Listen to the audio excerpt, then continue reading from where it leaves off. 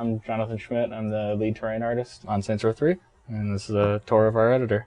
Right now we're looking at the downtown district, all the roads and layout and technical data that you see all over there that leads the characters and cars around the world.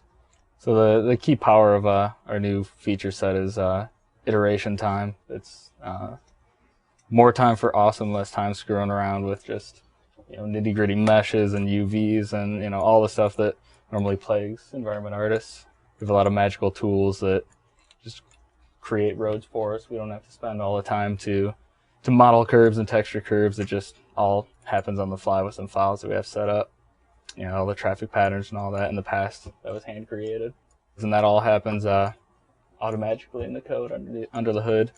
You can see the road texture just grows and changes based on it.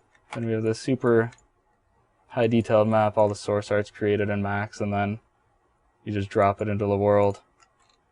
You have this very dense high poly mesh. It was lovingly handcrafted, and then you can just put it anywhere in the world that you want. It's probably been about three to 4 years creating like the basic renderer and then all the tools. And since then, every day it gets better, it gets stronger. If you wanted to rough in, what would it look like to have a building in the middle of the street? You just throw in a quick box. What would it look like what's the silhouette now? How's the silhouette change in the city if we just throw in a taller building here? And then from there, we take like these very rough shapes, and then eventually the structure team takes over and turns it into something, a lot more grand and finished and polished.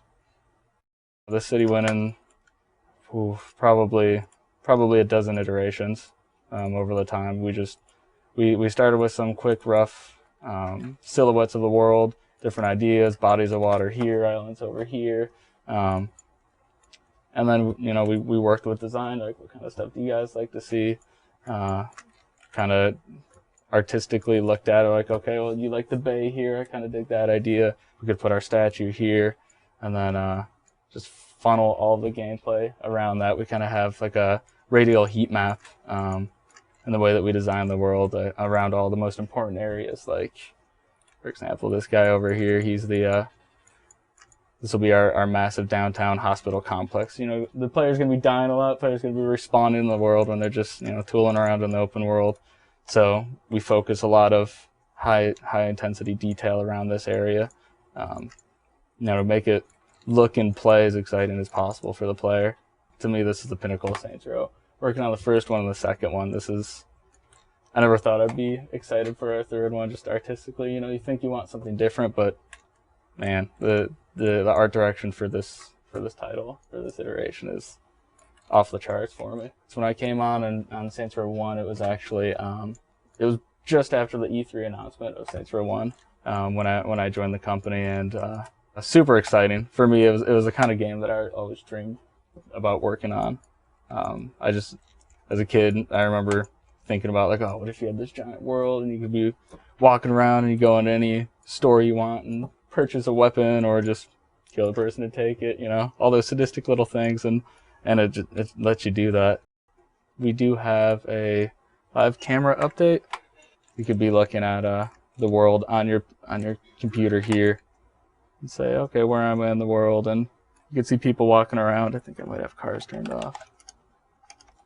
There you go. Some cars driving around. It's called the CTG editor. It stands for Core Technology Group. This will be the future of Volition titles here. All the different things that we could pack into this thing. Right now it's built to model urban roads and everything, but we've also used the same technology to model dirt paths and cliff walls and all kinds of stuff like that we could just create on the fly. So it's built with Saints Row in mind, but it's also kind of a genre-less piece of technology that can do just about anything that we want it to. There's been like whispers of other THQ studios that are like, hey, what kind of stuff do those guys have? Maybe we could get our hands on it. There's stuff that I probably can't talk about that we use this technology that is completely mind-blowing. It's absolutely hilarious. And when we first started pushing the boundaries of what these tools can do, it got crazy and fun and really concocted some awesome stuff. I probably can't call it what we call it inside, but there's an island where some major shit's gonna go down, and I think it's gonna blow people's minds for what it is. It's completely Saints Row. Anything goes. Whatever's fun, whatever's exciting, just do it because we're not restrained to realism, It's just so yeah. There's this floating island in the southwest corner of the world that is surrounded by drawbridges and something's inside. So yeah, I'm excited.